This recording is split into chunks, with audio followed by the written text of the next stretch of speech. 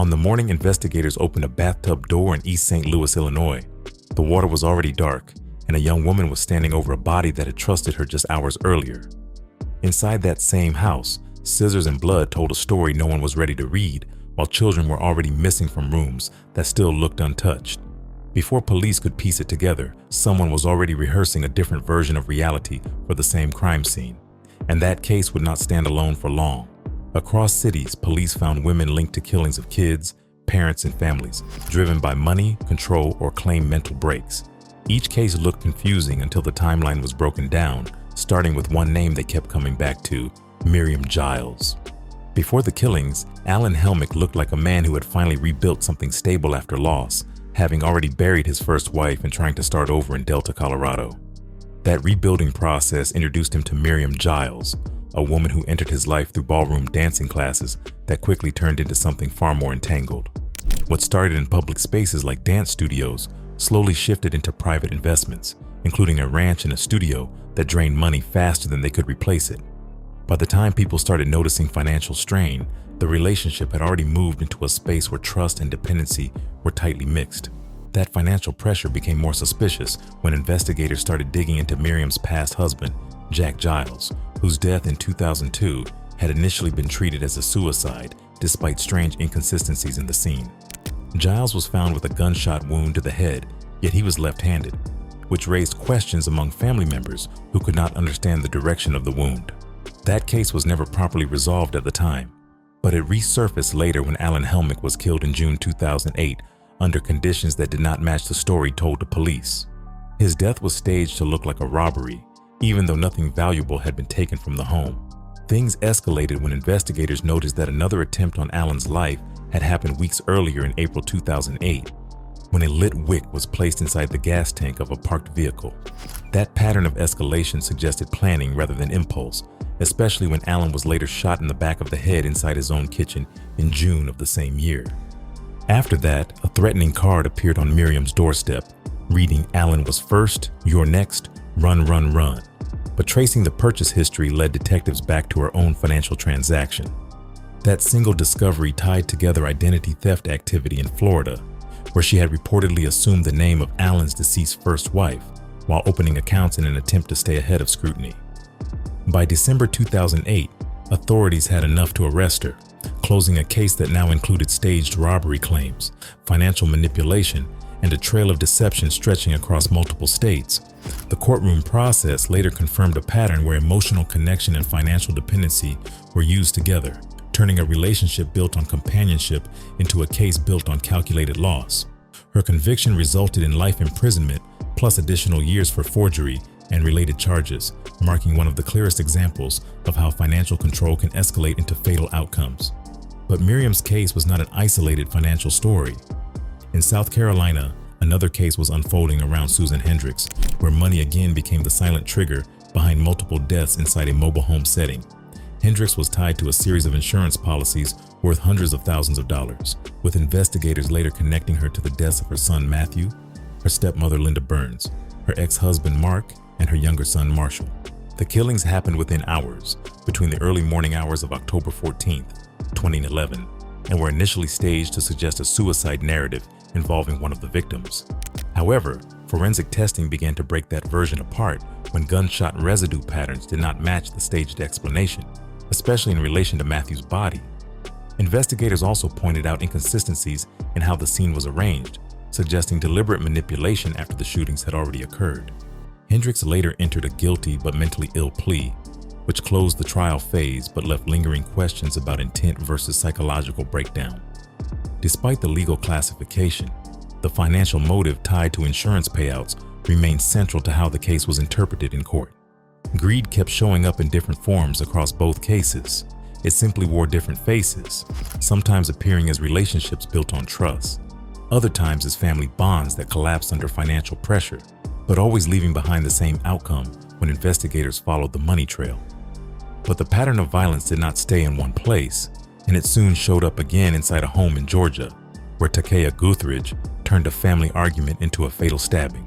Takea Guthridge was not someone investigators described as a stranger to her own environment. She was already inside a household that had started breaking apart long before the final argument in Clayton County, Georgia, in June 2012. The tension inside that home had been building through months of unemployment disputes, financial pressure, and constant verbal exchanges that neighbors later described as loud enough to carry through thin walls. Reports placed her living inside her mother, Deloise Adou's, residence after repeated instability, while warnings from neighbors suggested the atmosphere had shifted into something unpredictable and volatile. 2 days before the killing, there were already statements about wishing her mother dead, which investigators later used to map intent across time rather than a single moment. On June 11, 2012, that pressure snapped during an argument over something as ordinary as gas money, which escalated into a physical confrontation inside the dining room. Takea Guthridge grabbed a serrated kitchen knife during that exchange, turning a verbal dispute into immediate violence that unfolded in front of her stepbrother, Frank Adou. He rushed in after hearing his mother scream and found a struggle already in motion, where Guthridge was actively stabbing Deloise Adou while maintaining physical control of the situation. Frank attempted to intervene and managed to break the knife's serrated blade during the struggle, a detail later included in court testimony that highlighted how fast the escalation had turned irreversible. Deloise Adou suffered 7 stab wounds, 2 of which pierced her heart, ending the confrontation inside the same home where the argument began. When officers arrived, Guthridge did not attempt escape or denial. She stepped outside and admitted responsibility in a direct statement that matched the physical evidence inside the house. The legal process moved quickly, with the jury taking roughly 20 minutes to return a conviction for malice murder and aggravated assault on her stepbrother. She was sentenced to life without parole, a decision later affirmed by the Georgia Supreme Court after appeal attempts failed. The entire case remains centered on how conflict can escalate without external intervention once warning signs are normalized by the surrounding community. That pattern of violence then shifted into a completely different tone in Louisiana with Amy Hibbert, where everything appeared stable from the outside before quietly falling apart. Hibbert was known in Lockport as a teacher's aide and Sunday school instructor at Victory Life Church, roles that placed her inside both educational and religious community structures. Friends and colleagues consistently described her as a committed mother to her 2 children, Camille and Braxton, and her life after divorce from Chad Hibbert in 2006 initially appeared structured around routine and caregiving. However, investigators later documented a gradual psychological decline that included isolation, emotional distress, and reported auditory hallucinations leading up to August 2007. On the morning of August 20th, 2007, that internal deterioration translated into a violent attack inside the family home, where Amy Hibbert used kitchen knives against her children in a sequence that unfolded rapidly across rooms. Camille Hibbert, aged 9, attempted to flee toward the bathroom while sustaining multiple stab wounds, repeatedly telling her mother she did not want to die during the struggle. Braxton Hibbert, aged 7, also resisted, sustaining defensive wounds while being attacked inside the same residence, with forensic reports later confirming both children suffered fatal injuries from stab wounds after extensive stabbing. The violence extended beyond the children when Hibbert killed the family dog and attempted self-harm, leaving behind a scene that required forced entry by her former father-in-law. She survived her own injuries and was taken into custody after being found alive inside the home, surrounded by the aftermath of the attack. During legal proceedings, psychiatric testimony suggested she experienced commanding auditory hallucinations, which became part of the defense narrative, although the jury ultimately returned a near-death penalty recommendation that fell short of the required unanimity. She was sentenced to 2 consecutive life terms, closing a case that became widely referenced in discussions about mental health intervention gaps inside domestic environments where prior functioning masks internal collapse. The shift from Guthridge's anger-driven escalation to Hibbert's psychological breakdown demonstrated how violence inside homes does not follow a single pattern, even when the outcomes appear similarly irreversible. That distinction becomes even more complex in Minnesota with Kua Her, where the case was shaped less by sudden rage and more by prolonged structural and emotional collapse. Her background began in Laos in 1973 before displacement into Thai refugee conditions, where early trauma included abuse and forced marriage at a young age. By the time she settled in St. Paul, Minnesota, she was raising 6 children while living under extreme financial pressure inside public housing, with law enforcement records documenting multiple domestic violence calls to her residence over time. Her husband eventually left the home after legal intervention, leaving her as the sole caregiver in conditions marked by instability and poverty. On September 3, 1998, that environment culminated in a sequence of killings inside her apartment where she strangled her 6 children one by one using a black cloth, beginning with the oldest and proceeding in descending age order. The children were Kua Ai, Samson, Nali, Tanglung, A.E., and Tanki, all killed inside the same residence before she attempted to take her own life using an extension cord. The attempt failed, and first responders later described arriving at a scene where the children were still warm, creating confusion about timing and survivability at the moment of discovery. Her subsequent plea of guilty to 6 counts of second-degree murder resulted in a 50-year sentence, with the case later becoming a reference point in Minnesota discussions about refugee mental health and systemic support failures, sparking renewed debates among community leaders and policymakers statewide. Unlike Guthridge, whose violence was immediate and reactive, and Hebert, whose actions were tied to an acute psychological crisis, Here's case reflected long-term accumulation of stressors across displacement, poverty, and domestic instability. Community responses after the trial focused on how institutional systems interacted with immigrant families under pressure, particularly in relation to mental health access and domestic violence intervention. The case also created a lasting impact on local policy discussions regarding how multiple warning signs, including repeated police calls, failed to prevent escalation inside a confined household environment. Across these 3 cases, investigators consistently encountered the same structural pattern: homes that were not neutral spaces, but pressure systems where conflict escalated without external interruption. In each situation, the final violence emerged after extended periods of internal breakdown, whether through argument, psychological decline, or sustained hardship. Similar patterns appeared in other cases within the broader investigation set, including Amy Hebert's breakdown under domestic strain and Takea Guthridge's escalating confrontation following eviction pressure, while even unrelated cases like Miriam Helmick and Susan Hendricks showed how financial or relational stress can convert domestic environments into sites of irreversible harm. What ties these stories together is not a single motive or personality type, but the repeated collapse of control inside spaces where people assumed safety still existed. Investigators entering these homes often expected one victim or one clear incident, only to uncover sequences of violence that had already expanded beyond a single moment in time. In several cases, including her and Hebert, entire families were affected within a single environment, forcing authorities to reconstruct events that unfolded internally before any external awareness could form. By the time these cases reached courtrooms, the pattern had already become visible across state lines, showing that places meant to feel safe could quickly turn deadly. Years later, the same pattern resurfaced in Pennsylvania, where Melissa Haskell's case would sit unsolved for decades before a hidden confession reopened everything. Melissa Haskell's case did not start with violence in 1992. It started much later when a taped statement surfaced nearly 2 decades after everyone believed the case had already been closed. In Montgomery County, Pennsylvania, the death of 5-month-old Ryan Borley had originally been classified as sudden infant death syndrome, with early medical assessments not pushing the case toward criminal direction, despite minor inconsistencies in the infant's condition. At the time, Melissa Haskell was 19, dealing with heroin withdrawal and living in conditions where instability shaped daily decisions more than long-term planning.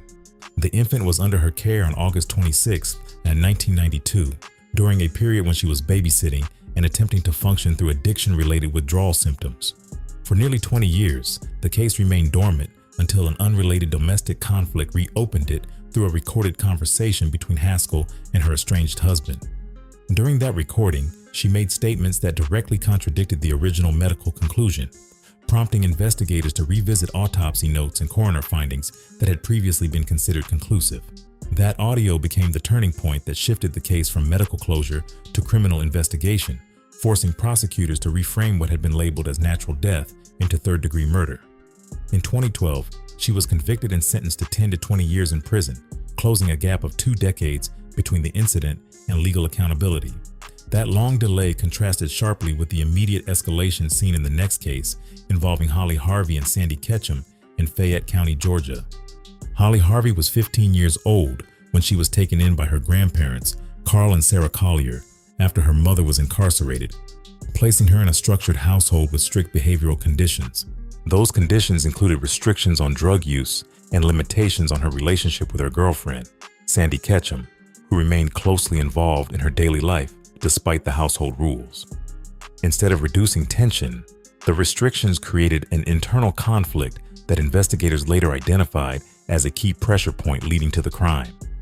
On August 2nd to 2004, the situation escalated inside the Collier residence, where Holly and Sandy had been experimenting with drugs and discussing violent plans that gradually moved from conversation to execution. According to court testimony, they tested knife sharpness on a mattress before returning to the idea of killing Carl and Sarah Collier, who had been supporting Holly financially and housing her since placement. The attack occurred inside the home, where Sarah Collier was stabbed first, followed by Carl Collier, who attempted to defend himself but was overwhelmed during the confrontation. Both victims suffered multiple stab wounds before the girls fled the scene in a stolen vehicle, later traveling nearly 230 miles to Tybee Island. Their arrest followed quickly, closing the escape phase within 24 hours and shifting the case into courtroom proceedings that separated their legal outcomes. Holly Harvey pleaded guilty to 2 counts of murder and received 2 consecutive life sentences with parole eligibility after 20 years. Sandy Ketchum, who cooperated with investigators during the trial process, received 3 concurrent life sentences with earlier parole eligibility than Harvey. The case became a reference point in investigation discovery coverage of teenage relational violence, especially in how dependency, restriction, and peer influence intersected inside family-based living arrangements. That same theme of trust being weaponized in close relationships continued in New York with Kayla Henriquez and Kamisha Richards, where the trigger point was not long-term planning, but a financial disagreement that escalated rapidly. Kamisha Richards, a 22-year-old college graduate preparing for law school entrance exams, had lent Henriquez $20 for basic necessities, including diapers and formula. The dispute began through Facebook messages, where Richards publicly confronted Henriquez after noticing unresolved repayment and a lack of cooperation regarding the debt.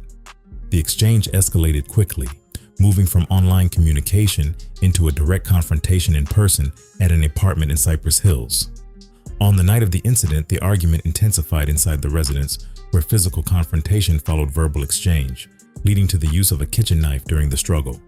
Richards was stabbed once in the chest, with the wound penetrating her heart and causing immediate fatal injury, according to a later forensic examination. Henriquez initially told investigators she acted in self-defense while protecting her children, a statement that was later challenged during legal review of the physical evidence and timeline.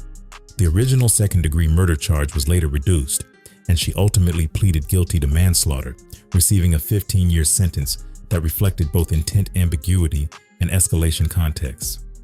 Unlike the extended investigative timeline seen in Melissa Haskell's case or the structured planning in Holly Harvey's double homicide, the Henriquez case unfolded within a compressed time frame where digital communication directly transitioned into physical violence. The Facebook exchange that triggered the confrontation remained part of the case record, illustrating how modern communication platforms can preserve the exact progression of conflict leading to lethal outcomes. The simplicity of the trigger point contrasted heavily with the severity of the result, showing how minor financial disputes can escalate when emotional pressure and physical proximity intersect. Across these 3 cases, investigators observed different timelines of escalation, ranging from nearly 20 years of delayed accountability in Melissa Haskell's case to structured planning in Holly Harvey's home-based attack, to rapid escalation in Kayla Henriquez's confrontation. Each case involved individuals who were not external threats, but people already part of their victims' daily lives, whether through caregiving arrangements, family guardianship, or social familiarity. This pattern of proximity became a recurring factor in multiple cases across the broader investigation set, including earlier examples such as Takea Guthridge's household conflict and Amy Hebert's internal family breakdown. And across all of these stories, the same reality remains consistent. Not every deadly decision takes years to build. Sometimes it only takes one night inside a place where no one expects danger to begin. Tiffany Hall's case pulls the story back, where a place that once felt safe became the exact setting for violence to unfold without warning. Hall and Jamela Tunstall were not strangers. They were childhood acquaintances from East St. Louis, Illinois, who had grown up around the same environment and later became young mothers at similar stages of life. By 2006, their relationship had shifted into a caregiver dynamic where Hall was trusted enough to babysit Tunstall's children inside a private household setting.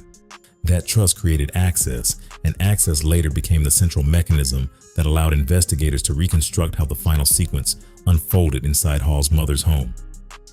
On September 15, 2006, the situation escalated inside that residence when Hall attacked Tunstall, who was 7 months pregnant at the time, using a table leg before transitioning into a more calculated act involving tools she had acquired earlier. Prosecutors later linked those items, including scissors and cleaning materials, to preparations that suggested intent rather than spontaneous conflict. The attack resulted in the death of Tunstall, while the unborn child was removed during the incident, turning the crime into one of the most complex scenes investigators had to process in that jurisdiction. After the initial violence, Hall disposed of the body in a vacant lot and attempted to construct a false narrative involving assault and a stillbirth scenario to mislead authorities during early questioning. The situation became more complicated when investigators discovered that Tunstall's 3 children had also disappeared from the residence during the same timeline, creating a secondary search operation that initially did not connect directly to the primary homicide scene. Demond Tunstall, Ivan Tunstall Collins, and Janella Tunstall were later found inside the home, hidden in appliances, a discovery that shifted the investigation into a broader multi-victim case rather than a single incident. During this phase, Hall maintained a narrative involving fabricated birth claims and staged documentation, including attempts to formalize a fictional identity for the unborn child through public records. The turning point came when her boyfriend, who had been away on military leave, returned and learned inconsistencies in her explanation, eventually cooperating with law enforcement and triggering her confession. Hall later pleaded guilty to multiple counts of murder and was sentenced to life without parole, closing the legal phase of a case that had already expanded far beyond its initial scope. Despite the severity of the outcome, some family members of the victims expressed forgiveness during sentencing proceedings, adding emotional complexity to a case already defined by overlapping layers of deception and trust. When placed alongside earlier cases like Amy Hebert and Kua Her, Hall's actions reinforced a recurring pattern where domestic spaces become environments for both caregiving and concealment of violence. The investigation into Hall's case also intersected conceptually with financial motive cases like Susan Hendricks and Miriam Helmick, where access and trust were similarly used as operational tools before escalation occurred.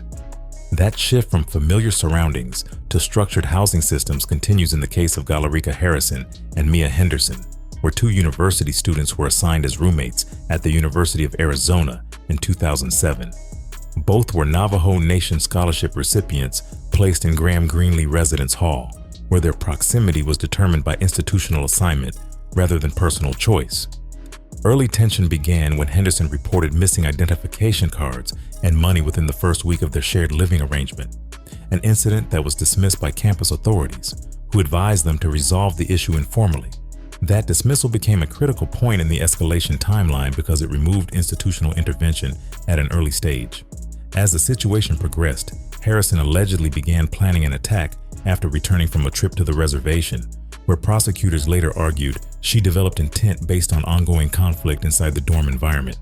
She purchased a kitchen knife at a retail store before returning to campus, where she also prepared a forged suicide note intended to misrepresent the nature of the event after it occurred.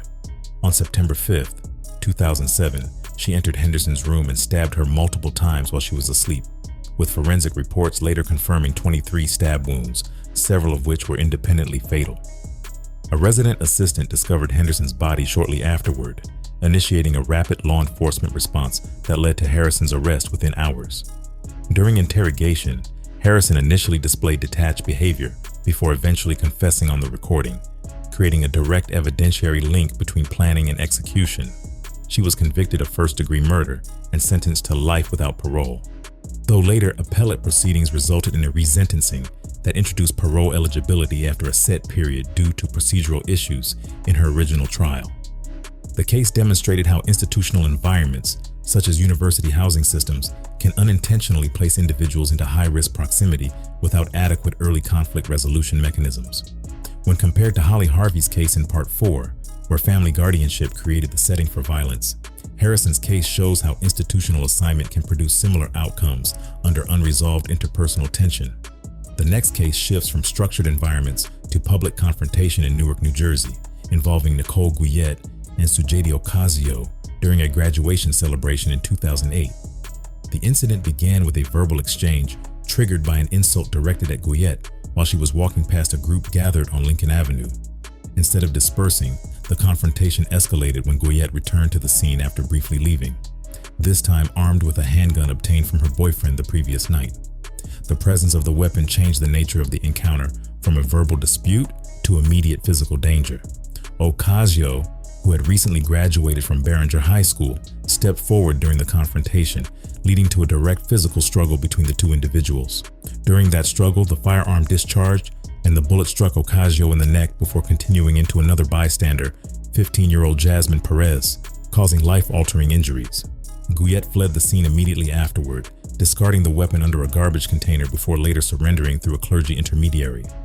Her trial concluded with a conviction for aggravated manslaughter, with sentencing reflecting the lack of premeditation but acknowledging the irreversible outcome of a split-second escalation. When placed alongside earlier cases such as Kayla Henriquez and Kamisha Richards, Guyette's case highlights how minimal verbal conflict can escalate into lethal outcomes when weapons are introduced into unstable environments. The speed of escalation in this case contrasts sharply with longer planning cycles seen in Tiffany Hall and Galerica Harrison, showing that intent is not always required for catastrophic results. Investigators reviewing these cases noted that proximity, emotional escalation, and access to weapons formed a repeating triangle across multiple incidents in different jurisdictions. Across Tiffany Hall, Galerica Harrison, and Nicole Guyette, the common structural element is not similarity in motive, but similarity in access to vulnerable moments inside trusted or semi-trusted environments. Hall operated inside a caregiving relationship, Harrison within institutional housing, and Guyette within a public social gathering. Yet each case produced irreversible outcomes through escalation that bypassed early intervention. When these cases are viewed alongside previous sections involving Melissa Haskell, Holly Harvey, and Amy Hebert, the broader pattern becomes more visible, showing that violence often emerges not from isolated intent, but from converging conditions where people expected stability and trust. By the end of these investigations, law enforcement agencies were repeatedly reconstructing events that began in ordinary settings, such as homes, dormitories, and public gatherings, only to escalate into fatal encounters within minutes, hours, or carefully planned sequences. Each case in this section reinforces the broader narrative that danger does not always enter from outside a system. It can already exist within it, waiting for the moment when trust, proximity, or emotion removes the final barrier to action. Suzuka Hatakeyama's case begins in a way that initially pulled investigators away from suspicion, not toward it, as the early narrative inside Fujisato, Akita Prefecture, Japan, framed her less as a suspect and more as a grieving mother demanding accountability. After the death of her 9-year-old daughter, Ayaka Hatakeyama, in April 2006, the initial ruling classified the incident as an accidental drowning, which placed the entire case into a closed investigative category with no immediate criminal direction. Instead of accepting that conclusion, Suzuka publicly challenged local authorities, organizing her own neighborhood inquiries and pressing officials to reopen the case, positioning herself as someone seeking truth rather than concealment. For weeks, her actions generated sympathy across parts of the community, especially as she confronted officers and demanded procedural review of what she insisted was a flawed investigation. That public pressure shifted only when a second disappearance occurred involving 7-year-old Goken Yoneyama, a boy living nearby who was last seen after entering Suzuka's home in September 2006. Investigators began re-examining prior assumptions, particularly the timeline surrounding Ayaka's death, after noticing behavioral and situational inconsistencies that had previously been overlooked due to the initial accident classification. What emerged during renewed questioning was a pattern of escalating tension tied to jealousy and emotional instability, which prosecutors later argued connected both incidents into a single behavioral sequence rather than isolated tragedies. Suzuka eventually confessed to involvement in both deaths, stating that the second killing was linked to emotional fixation following her daughter's death, a detail that reframed the entire investigation from accident response to serial domestic homicide. The court proceedings that followed resulted in a life sentence in 2008 after both prosecution and defense appeals failed to shift the core finding of culpability, closing a case that had initially moved in the opposite direction of suspicion. When placed alongside earlier cases such as Michelle Garner Hall and Galerica Harrison, Suzuka's case demonstrates how investigative direction can be fundamentally altered by public behavior, only to reverse once forensic inconsistencies surface under deeper review. Her actions also parallel earlier narratives involving the manipulation of perceived truth, similar to Miriam Helmick's staged robbery scenario and Tiffany Hall's fabricated stillbirth claim, where initial public-facing explanations delayed recognition of underlying criminal conduct. That tension between perception and evidence becomes even more visible in the case of Judith Hawkey and Corey Braininger, where the original death in rural Ohio in 2003 was classified as an accidental shooting involving a father, Robert Braininger, and his 10-year-old son, Corey. At the time, the investigation accepted the explanation that the firearm discharge occurred during a hunting demonstration, which led to a decade-long closure of the case. During that period, Judith Hawkey maintained custody of Corey while also receiving life insurance benefits tied to Robert's death, a financial detail that would later become central to renewed scrutiny. The case remained dormant until Corey, now an adult, disclosed to a former teacher that the original narrative had been constructed under coercion and psychological pressure. That disclosure triggered a reopening of the investigation, supported by recorded statements and psychological evaluations that recontextualized earlier assumptions about the shooting. Prosecutors later argued that Judith Hawkey had manipulated Corey into believing his father intended death due to illness, a claim that reframed the shooting from accident to orchestrated homicide. Additional allegations emerged regarding long-term abuse within the household, which included claims of isolation and coercive control, further complicating the legal interpretation of Corey's role in the incident. In 2013, Hawkey was convicted of aggravated murder and sentenced to life without parole, closing the case in its original legal form. However, that outcome did not remain stable, as appellate courts later identified procedural and evidentiary issues related to expert testimony and trial admissibility standards, resulting in the overturning of the conviction in 2016. Rather than undergo a full retrial, Hawkey accepted a plea agreement for a reduced charge of involuntary manslaughter and child endangerment, resulting in a significantly reduced sentence and eventual release years later. This reversal placed the case in a rare category where initial life sentencing and eventual release both stem from the same factual foundation but different legal interpretations. When compared with cases like Galerica Harrison and Amy Hebert, the Hawkey case illustrates how legal outcomes can shift dramatically based on evidentiary framing rather than changes in underlying events. The next case, Michelle Garner Hall, brings the investigative theme into a prolonged legal conflict spanning more than a decade in Coweta County, Georgia, beginning with the 2008 death of her husband, John Britt Hall. The initial 911 report described the incident as a domestic shooting followed by suicide, a version that was initially considered plausible based on Hall's immediate statement to authorities. However, forensic analysis contradicted key aspects of that account, particularly ballistic evidence indicating that the fatal wounds were inconsistent with self-infliction. Additional testimony from the couple's 8-year-old daughter introduced further complications, as she described hearing multiple gunshots and a verbal exchange preceding the shooting. As investigators dug deeper, inconsistencies emerged between the physical evidence and the original narrative, leading to a formal murder investigation that resulted in Michelle Garner Hall's conviction in 2009. That conviction was later overturned due to procedural errors related to how the child's testimony was presented in court, initiating a series of appeals that stretched across multiple judicial levels. A retrial in 2019 resulted in a second conviction, this time for felony murder, which survived subsequent appellate challenges and was ultimately upheld by the Georgia Supreme Court in 2025, closing a 17-year legal process. Throughout that timeline, each phase of review focused less on introducing new facts and more on reassessing how existing evidence had been interpreted within courtroom procedure. When examined alongside earlier cases in this section, Michelle Garner Hall's legal journey reflects a broader pattern where investigative conclusions are not always final, even after conviction, particularly when procedural integrity is challenged. Unlike Suzuka Hatakeyama's confession-driven resolution or Judith Hawkey's reversal through plea agreement, Hall's case remained anchored in the same core forensic evidence while shifting through multiple legal interpretations before reaching finality. That distinction highlights how justice systems can arrive at different outcomes not through changes in fact, but through evolving standards of admissibility, procedure, and appellate review.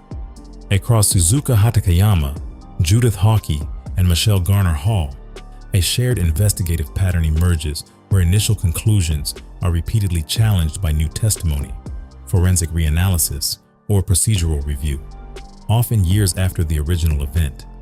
In each case, early assumptions shape public understanding in ways that delayed accurate resolution, whether through misclassified accidents, accepted narratives, or procedural limitations in court presentation. When viewed in continuity with earlier sections involving Tiffany Hall, Kua Her, and Galerica Harrison, this phase of cases demonstrates how the justice process itself becomes part of the story, not just the endpoint. The central takeaway from these investigations is not simply that crimes were solved, but that resolution often required dismantling earlier certainty before replacing it with a legally sustainable truth. In many of these cases, the hardest obstacle was not identifying what happened, but proving it in a way that could survive scrutiny across time, appeals, and shifting procedural standards. Isabella Guzman's case brings the investigation into the space where mental illness, criminal responsibility, and public perception collide in a way that never fully settles into a single interpretation. On August 28, 2013, in Aurora, Colorado, Guzman stabbed her mother, Yunmi Hoy, inside a bathroom, inflicting 79 wounds in a sequence that investigators later reconstructed through forensic mapping and interrogation records. During questioning, Guzman alternated between claiming identity confusion and denying recognition of the event, which led psychiatrists to diagnose schizophrenia with active hallucinations influencing her perception of reality. She was ultimately ruled legally insane at the time of the offense and committed indefinitely to a state psychiatric facility in Pueblo rather than entering the prison system. Years later, the case resurfaced in an entirely different environment as court footage and interrogation clips circulated across online platforms, transforming Guzman into a recurring subject of internet fascination and commentary. That digital resurfacing reframed the case outside its clinical and legal boundaries, placing it into a broader cultural cycle where violent incidents become continuous media artifacts rather than closed judicial events. When viewed alongside LaShawn Harris, whose 2005 case in San Francisco involved the deaths of her 3 young sons at Pier 7 under conditions later linked to acute schizophrenia, a pattern emerges where psychiatric breakdowns intersect with irreversible public consequences. Harris was found not criminally responsible by reason of insanity and committed indefinitely, but the investigative focus remained fixed on the same central question of capacity versus accountability across both cases. That question of intent versus condition carries forward into Lindsay Haugen's case in Billings, Montana, where the 2015 death of Robert Maz was initially framed through a disputed narrative involving consent and assisted death. Haugen, a former National Guard soldier, gave statements indicating Maz had expressed a desire to die during their final hours together inside a parked vehicle near a Walmart. Investigators, however, challenged that account based on forensic findings and inconsistencies in the timeline of events, leading to her conviction for deliberate homicide and a 60-year sentence. The case remains contested in public discussion due to conflicting interpretations of intent, with parole proceedings and clemency hearings continuing to revisit the original testimony and recorded statements. Mary Nance Hansen's case shifts the focus from contested intent to custody-driven escalation, beginning on January 29, 2010, in Salt Lake City, Utah, where she confronted her former daughter-in-law, Tatiana Nicotina, outside a preschool. Hansen fired multiple shots through a vehicle window, killing Nicotina in front of witnesses during an ongoing custody dispute involving her grandchildren. After the shooting, she remained at the scene and contacted authorities herself, later requesting a death sentence during court proceedings, a request that was not legally possible under Utah law for her charge.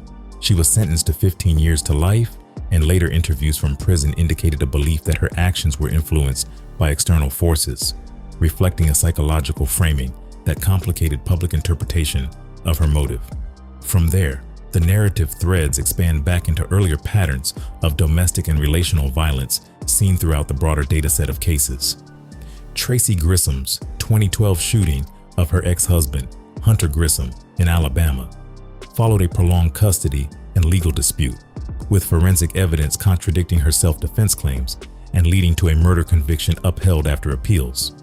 Lena Henning's involvement in the Gurley Chu Hassenkoff disappearance and murder in 1999 introduced a conspiracy-driven framework where interpersonal manipulation and external belief systems intersected with physical violence in staged forensic scenes. Carol Hatley's 2012 case in Phoenix involved the death and partial dismemberment of her mother, Deborah Hatley, with investigators documenting extended post-mortem behavior before her eventual guilty plea to second-degree murder. Emma Hall's 2012 involvement in the death of Luke Harwood in the United Kingdom extended the pattern into group-based violence under the Joint Enterprise Doctrine, where a prolonged assault escalated into fatal injuries and subsequent concealment attempts before partial cooperation with authorities. Nicole Guyette's 2008 shooting in Newark, New Jersey, further reinforced the fragility of escalation in public environments, where a verbal insult during a graduation celebration led to a firearm discharge that killed Sujeti Ocasio and injured another teenager, Jasmine Perez. Each of these cases, while structurally different in motive and setting, reinforces the same investigative reality where initial assumptions about context often collapse under forensic reconstruction. When all of these narratives are placed back into a single frame, the opening image of the bathtub, the scissors, and the bond between two friends becomes less about one incident and more about a recurring structure found across different cities, countries, and social environments. Across every case, investigators repeatedly encountered the same transition point where ordinary relationships, whether familial, romantic, custodial, or institutional, shifted into irreversible violence without external warning until after the fact. The outcomes differed in legal classification, ranging from insanity rulings to life sentences to overturned convictions, but the underlying investigative challenge remained consistent, which was reconstructing intent after the moment it had already collapsed into action. The final connection across all these stories is not the identity of the offenders or the uniqueness of each crime, but the places where they were able to unfold without immediate interruption. Families, roommates, partners, and even public spaces became settings where people let their guard down, allowing violence to escalate before anyone could step in. For the victims' families, the aftermath is not measured in court outcomes or media cycles, but in permanent absence, where legal resolution does not restore the original point of loss. Across all cases, that absence remains the only consistent outcome that no investigation, appeal, or public attention can reverse.